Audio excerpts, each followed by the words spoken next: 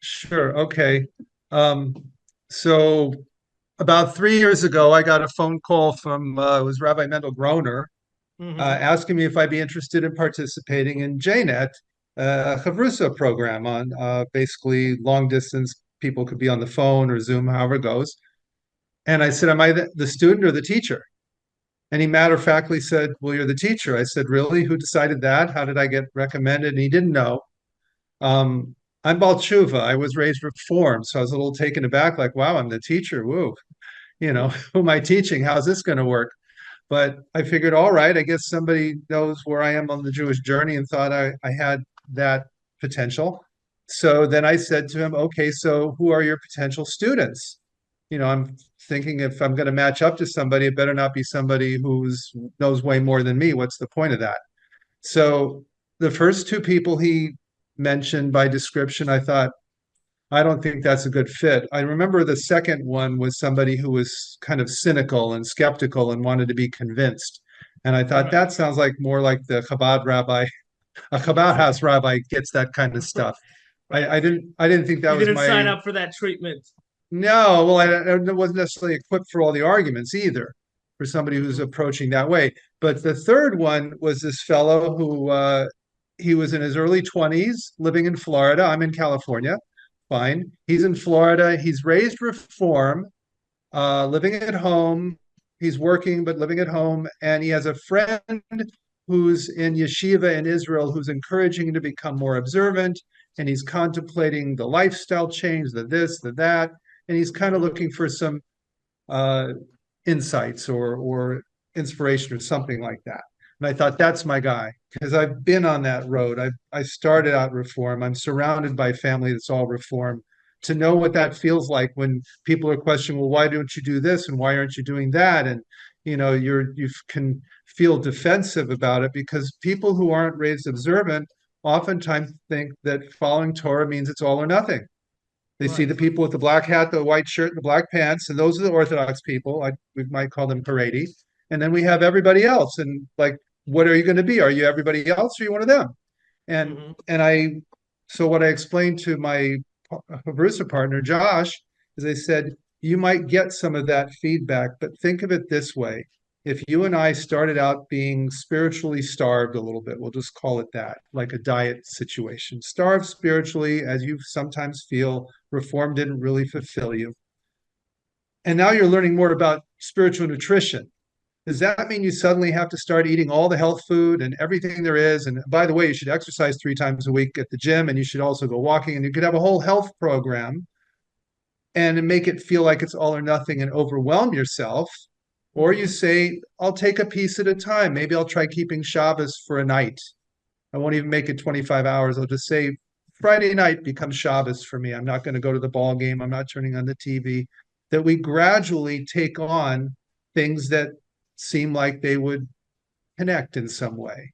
And so So if for I could just this, take a pause for a yeah, second, sure. ask you I think a general question that some of our volunteers might be thinking, which is that JNet essentially starts off at least as a chavrusa program, which is learning, right? So it's Yeah. like learning, which is for many people is like academic, it's theory.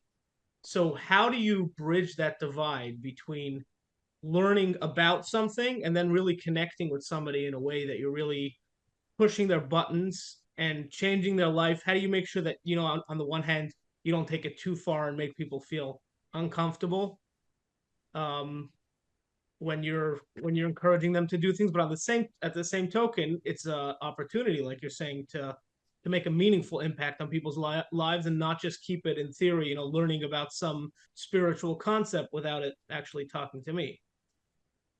Well, you have my thing was I worked in sales. In sales, somebody comes in, they already know they want to buy a washing machine, and now we're trying to figure out which one it is. I'm not saying you need a washing machine. It does not. I'm not walking door to door, banging on doors, saying, "Do you have a washing machine? If not, you should get one."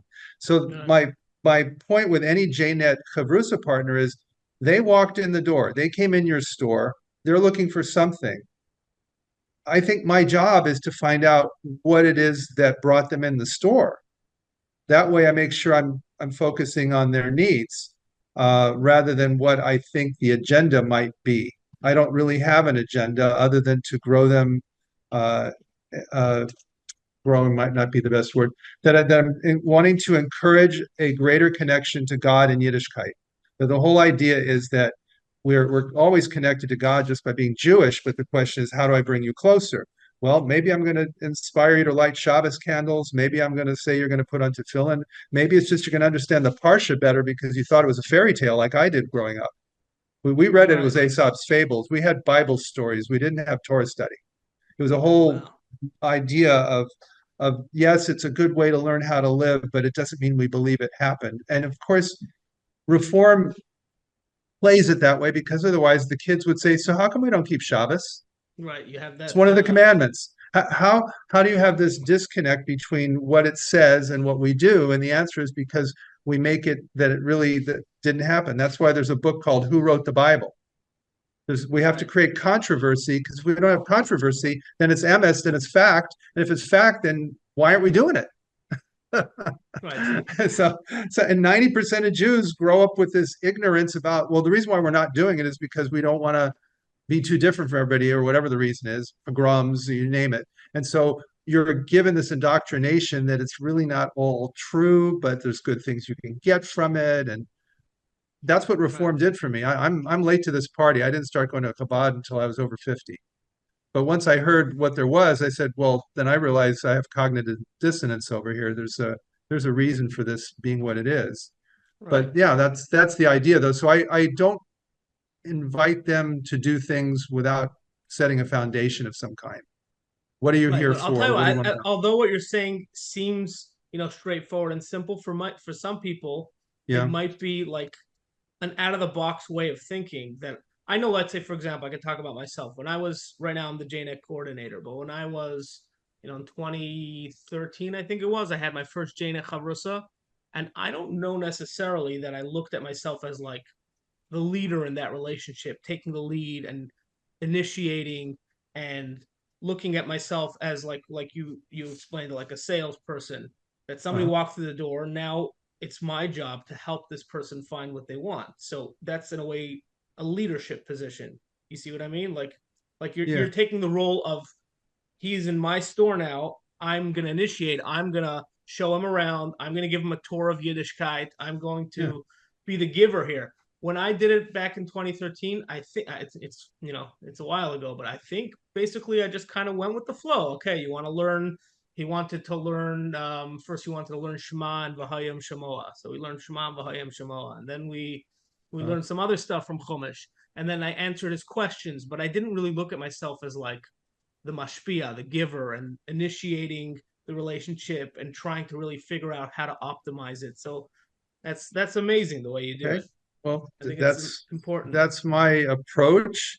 And I have a lot of foundation in the secular world. So when questions come up, I Mm-hmm. can answer them because of my background in a way that somebody else maybe wouldn't. Mm-hmm. This my latest. By the way, I want to dedicate this learning to my newest chavrusas partner. His name is Yonatan Ben Sari Menu. He just got his Jewish name. He asked me what his Jewish name should be. His Oh wow. grandmother was Jewish. He'd gone to Passover Seder's, but otherwise his mother didn't really give many clues. And he said, "So my name's John Malone. What's my Hebrew name?" I said, "Let me look into it, but I think it's probably I'll come back to you." And I came back with him as Yonatan. And but we don't know what his Wait, mother's so you said he Hebrew was name born was. Jewish or he wasn't? He's born Jewish. His maternal grandmother is Jewish. And he Mm-hmm. remembered going to Passover for eating matzah on Passover, but that's all he had. There was no um, Jewish education of any kind. And somehow at this late stage, he's 60, something like 61 years old, he's looking to explore this realm. And he found JNet by looking on a rabbinical Smicha program. He was looking for Jewish education, found Right. something about Jewish education, Smicha, and the rabbi says, "You need to go to JNet." Right. I You don't know know, if he was ready for you're saying he wasn't necessarily ready just yet to become a rabbi. not quite. He just wanted to educate himself, and that's how the journey led him there. But Right. he's in the. I was supposed to see him. Our scheduled time was this morning, and he texted me that he's in the hospital and that he has heart problems.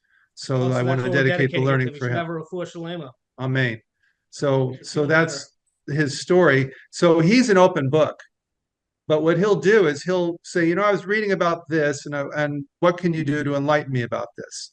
So we've talked about everything from why Moses hit the rock to how science relates to quantum theory relates to God. It goes all over the place. But if I don't know the answer, I just say, let me get back to you on it. And then I'll Hmm. try to get a deeper answer. Because, like his question about Moses and the rock, we were going to discuss it today, but he's sick. I didn't want to just give him the Rashi. I was trying to give a little more because he deserves it. He's a smart guy and he's curious. Right. That's the Simcha thing to Kassner, measure him. too. Is somebody curious or are they just looking to be a book learner? I don't know. I find out who I've got on the other side of the table, and that's how I function. So you're really observing. You're really observing the quote unquote customer or the the student. 100%, yes. That's what it is. Now, while we're on that topic, let me ask you this: what is it that makes you tick? Meaning, what you've been doing this for 3 years. Some of our chavrusas, unfortunately, they go for a certain amount of time and then they start feeling burnout. Right? Oldest problem in the book. What is it that makes you really want to stay consistent, keep doing it, gives you that energy to take on? You have how many chavrusas right now? You have multiple. Yeah, I've got basically three. There we Um, go. So what so, what really motivates you? well, even though Reform Judaism was not the greatest foundation, one day a teacher, I don't even remember her name or who she was, I can't even picture her face, she says, "Why are we here?" And we all kind of looked sort of like, you know, we don't know. And she said, "We're all here to make the world a better place." And I Hmm. thought, oh, okay.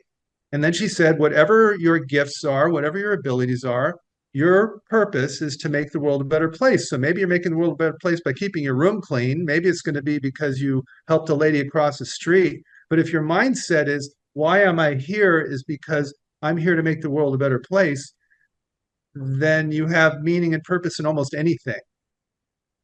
As Hmm. opposed to saying what I need, you say, what am I needed for?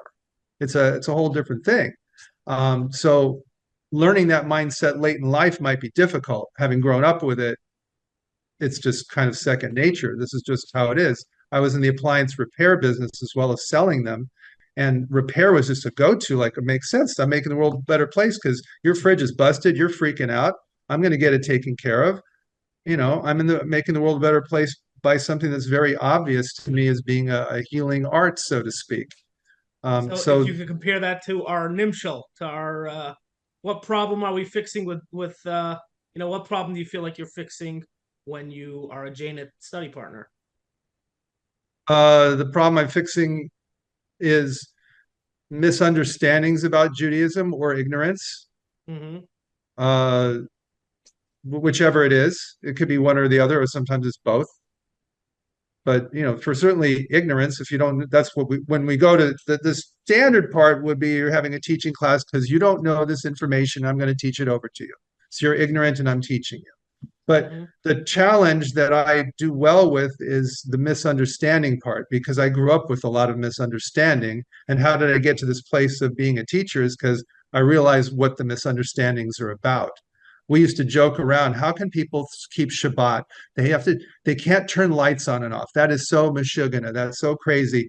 A light switch on and off is work. Give me a break. Maybe back in the time of the Bible, when Torah was given, they're lighting fires and it's work to light up the house with the fire, but the Hmm. switch thing. And so then I took a class, JLI, and they explained, well, work is a different kind of a concept. It's based on the 39 things of building the temple, and Right, and it means creativity creating and versus making destroying. You something get new. the idea. Right. So, but there's most people walking down the street think Judaism has something flawed in it, or they'd be following it.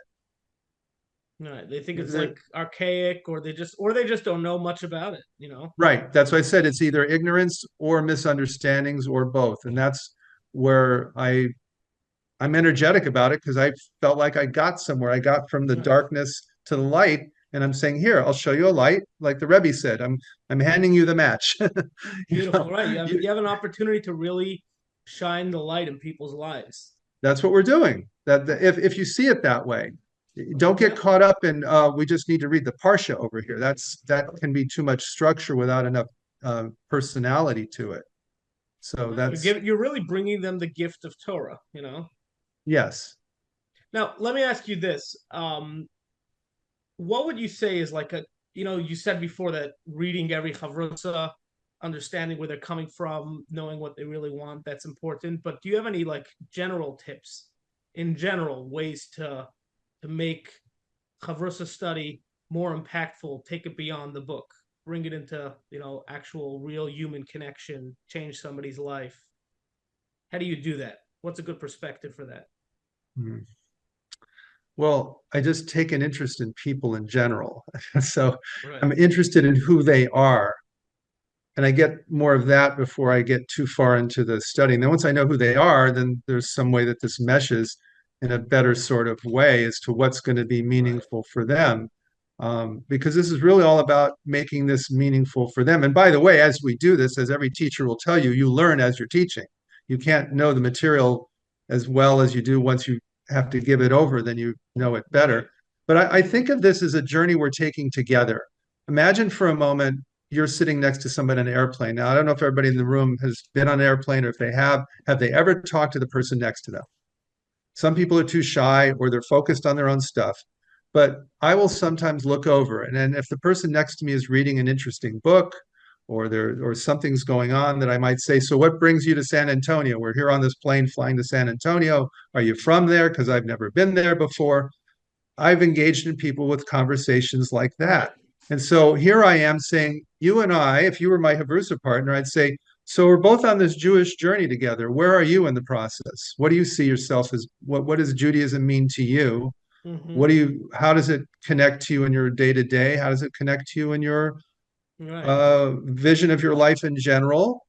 Uh, and once you get that, then you know what you're working with. You know what's the formula for connecting you more is to know where you're already at.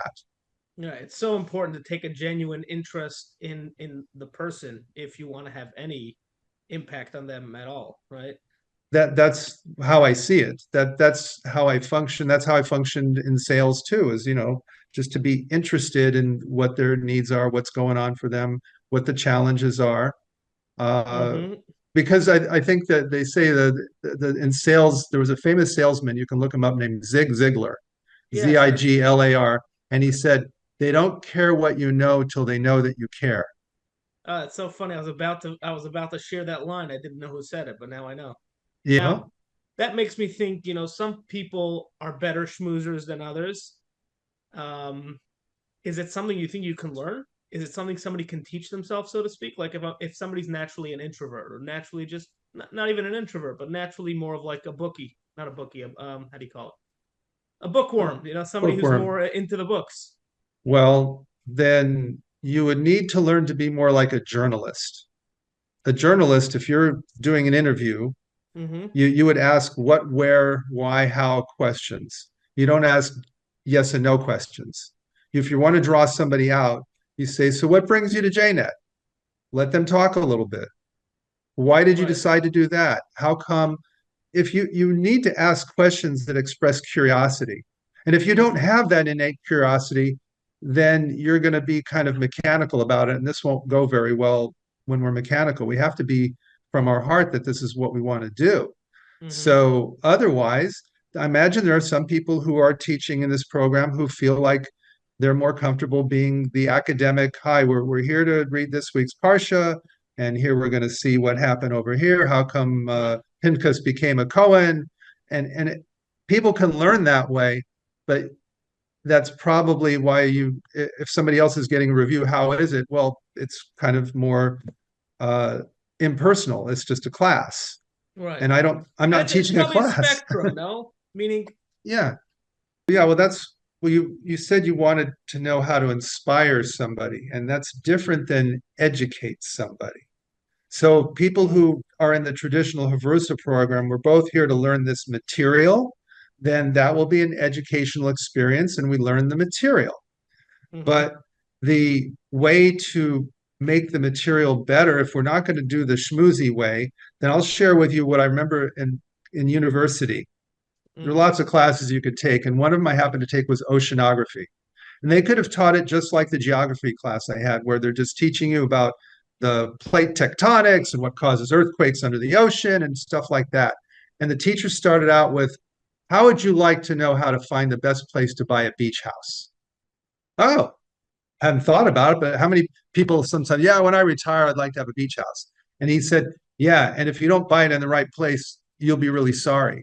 And he Mm. explained how the ocean erodes the shoreline. And if you're at this part of the shoreline, your beach will eventually get eroded away. And if you're at this part of the shoreline, the beach will have sediment continually dumped on it that's being eroded from the cliff.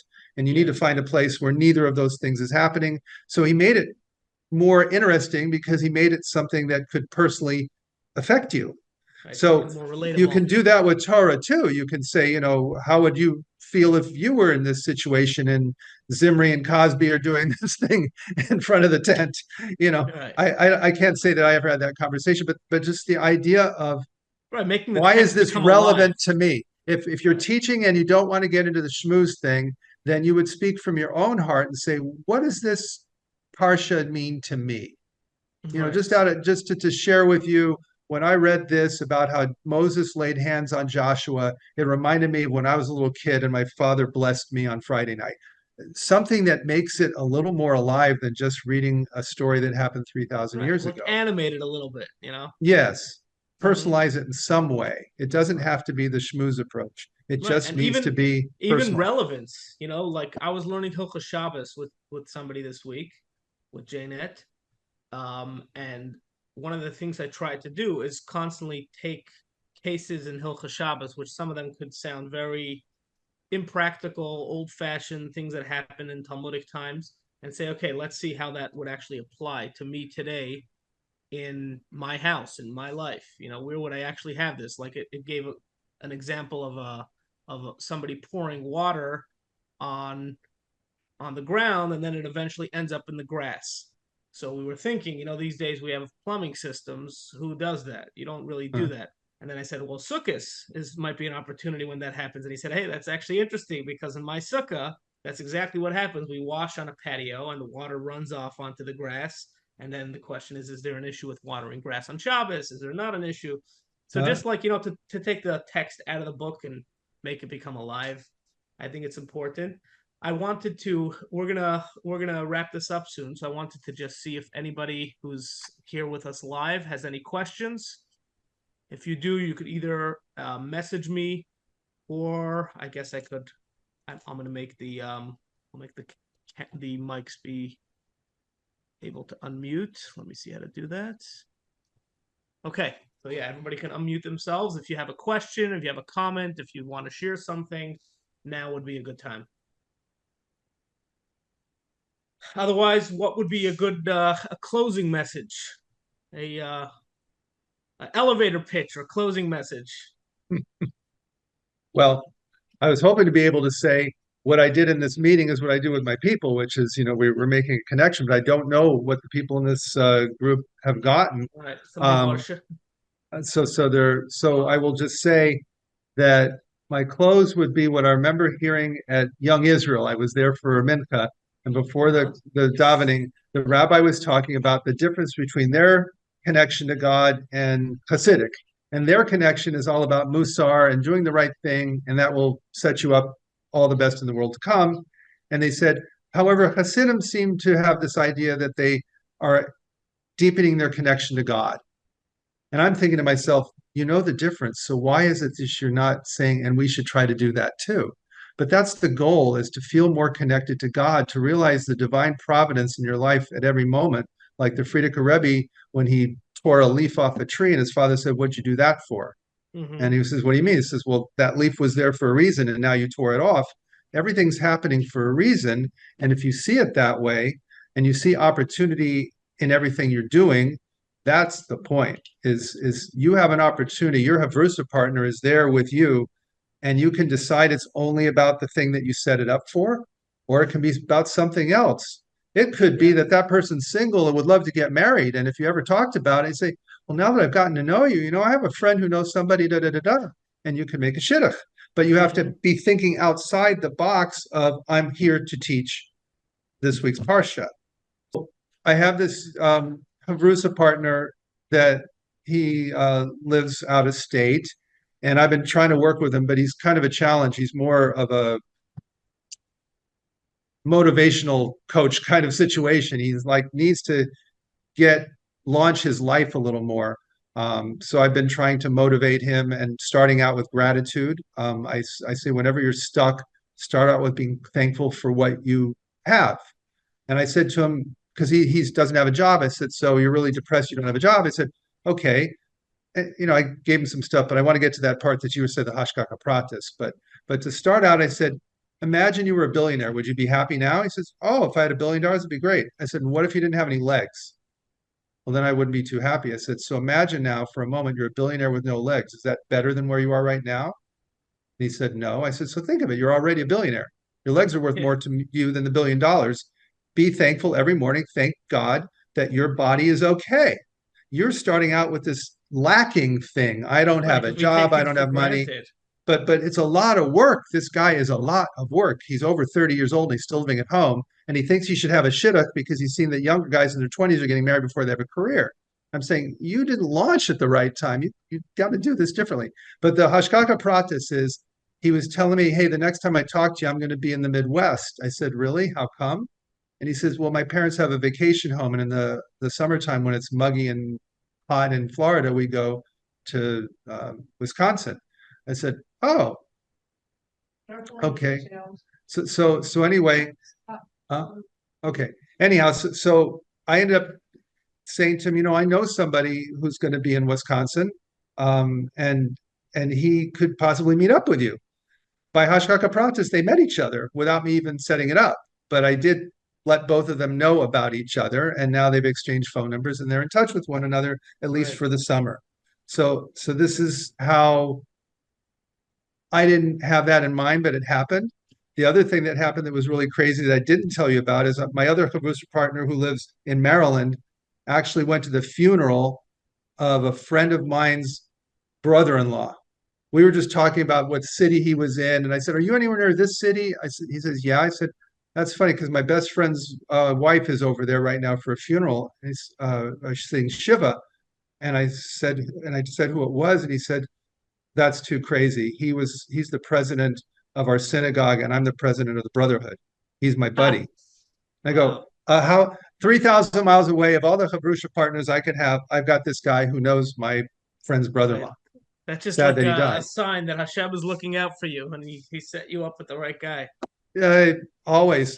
So, Yeah. but you just see these things and you just kind of pinch yourself Yeah, and and say, we keep a wow. journal. We have, in the JNet office, these stories happen all the time, like stories of Hashgacha Pratis and connections that nobody would have imagined that just, it all Yeah, gets pulled together. you So, had one, I think I shared with you a previous one who got busy. He got married, had kid, can't talk to me anymore. He's just too busy. But before that happened, he was converting. He and his wife were going through conversion, mhm. and they were in the Midwest.